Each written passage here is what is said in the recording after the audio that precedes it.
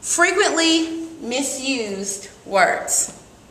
All right, so the English language, we've really only been writing with the English language for about 5,500 years, meaning 5,500 years ago, somebody decided to take the language that we were orally speaking and actually put it down on paper. So who knows, maybe the word "the" that we've always spelled, T-H-E, maybe it's actually spelled somewhere else. So because of that, we have frequently misused words. And then in the early 2000s, late 90s, we had the emergence of social media sites like Facebook, Twitter, Instagram. Then we have Steve Jobs to thank for the iPhone and the iPad and the iPod. And because of that, social media has caused us to have poor writing skills. Poor writing skills such as misspellings, where you have homophones and homonyms that you think are one thing and you actually spell them something else because they sound exactly the same. Then we have improper use or too much excessive use of contractions. Then we have text lingo. I mean, really, what in the world is this word right here? Raffle and bail asib. What is that? That's not a word. That's text lingo for rolling on the floor, laughing my buns off, and I can't breathe. And because of social media causing poor writing skills such as misspellings, contractions, text lingo, raffle and bail asib, that is leaked into our academic writing. VIP number 1, 64% of students use text language in their writing, according to the Times Daily 2013. 64% of students in their academic form of writing use text language, not to prove a point, not to be clever, but they actually just use it because they're used to using it in their everyday writing. VIP number 2, 38% of students, according to the Times Daily poll, say text lingo has hindered them in learning the academic writing process. Now, you could say, hey, 38%, that's not a lot, but it actually is a lot.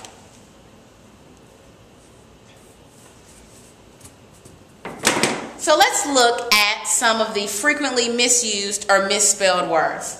Top of the list, it's got to be its. And there's two forms of it. You have ITS and then you have IT''s. Let's break those two words down. ITS, no apostrophe, indicates possession, meaning it's mine. So you use when one thing is owned by another. IT''s is a contraction for it is or it has. One way you can remember if you should use its or its is if you have an its scenario come up in your writing, sub in it is or it has. If it is or it has can replace the its that you're looking at, then it's correct. If it is or it has can't replace it, then it's no apostrophe. Let's look at an example. Blank, not fair. It's not fair that the Titans are not respected more. It's not fair that the Titans are not respected more. So, do we use its or its? Well, let's use our quick check rule. Can I sub in it is or it has? Let's see. It is not fair that the Titans are not respected more. That sentence makes sense when I take the contraction away. So I know that this sentence can use its. Let's look at the second example. The wolverine knows only pain. Its thick fur is beneficial in winter. Once again, let's use our quick check. It is or it has. Let's see. The wolverine knows only pain. It is thick fur is beneficial in winter. That does not make sense. So I know the its I need to use is this its right here.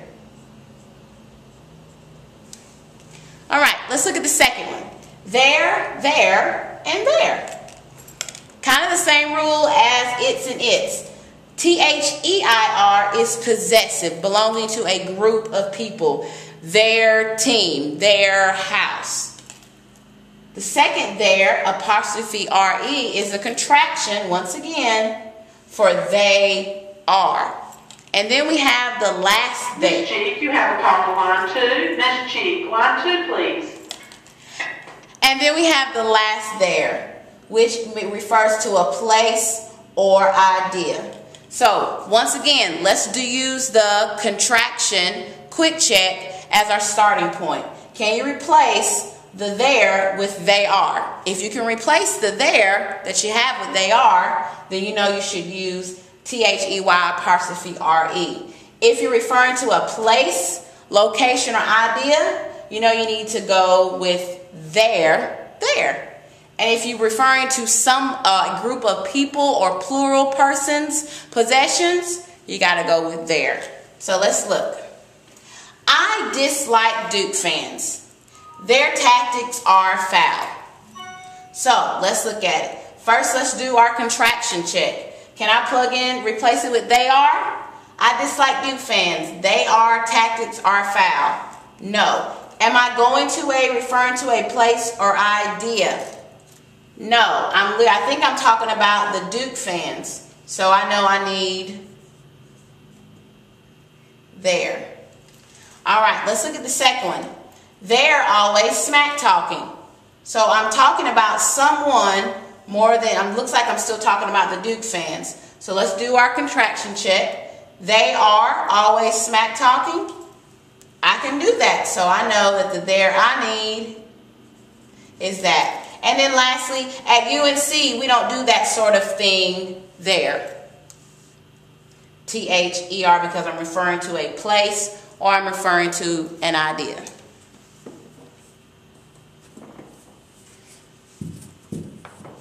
All right, the next one, another tricky one, your and your.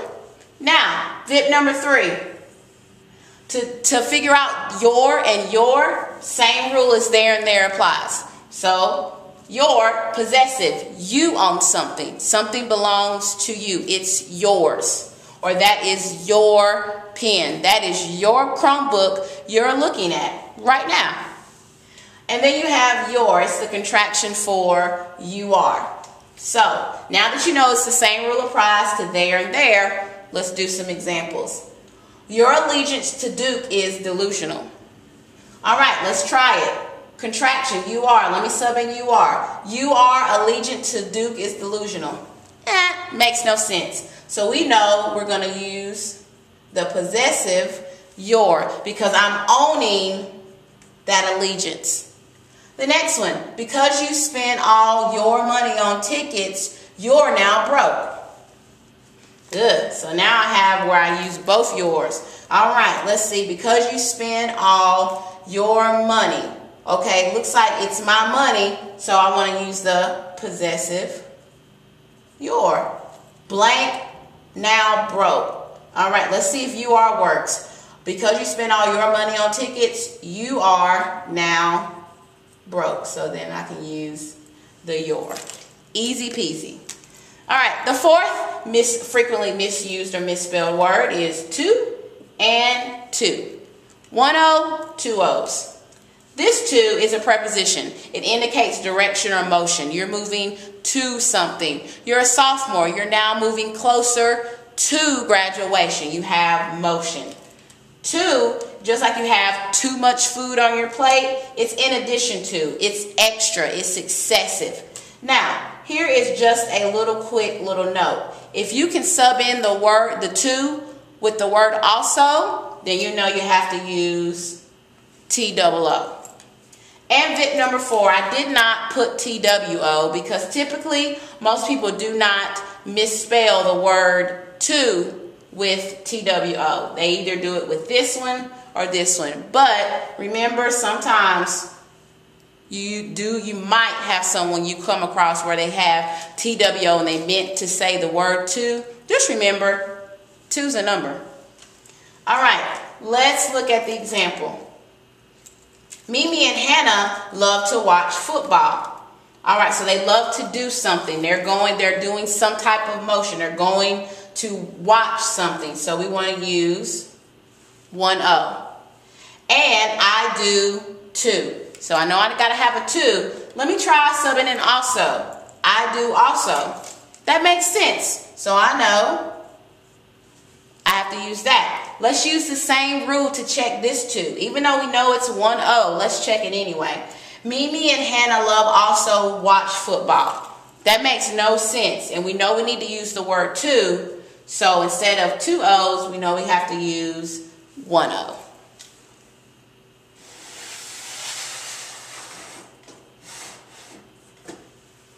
All right. Next we have a lot and a lot. A lot with a space. A lot is one word. Fit number 5. And this is all I'm going to say about a lot.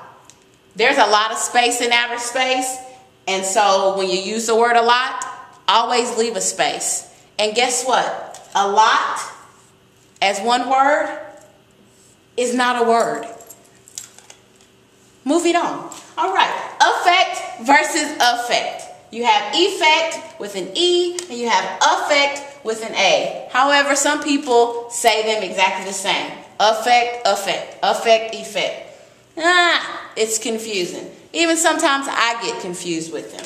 However, I think I figured out the system to remember how to use them.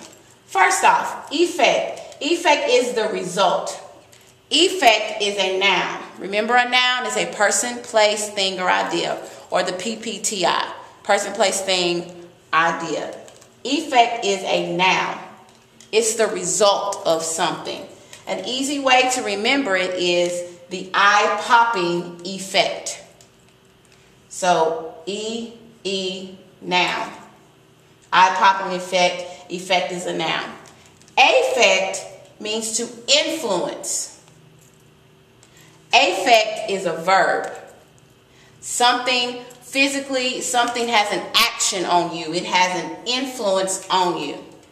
So, let's look at these two sentences. Let's look at the affect sentence first.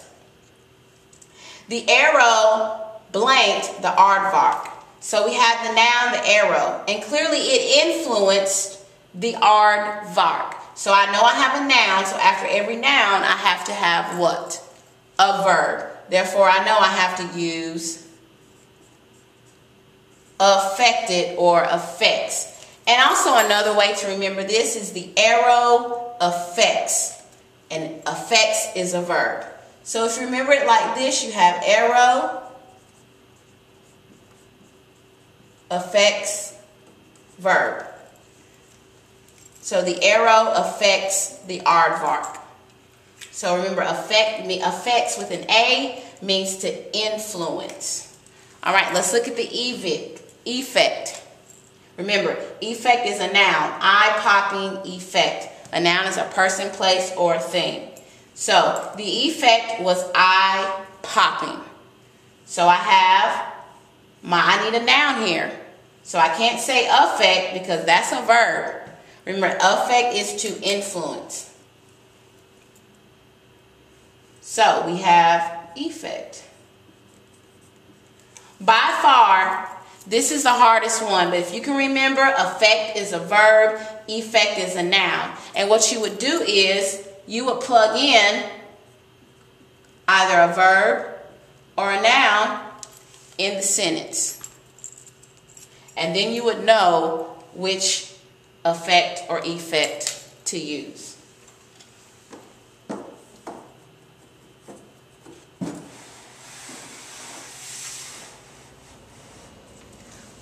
And the last one, then and than.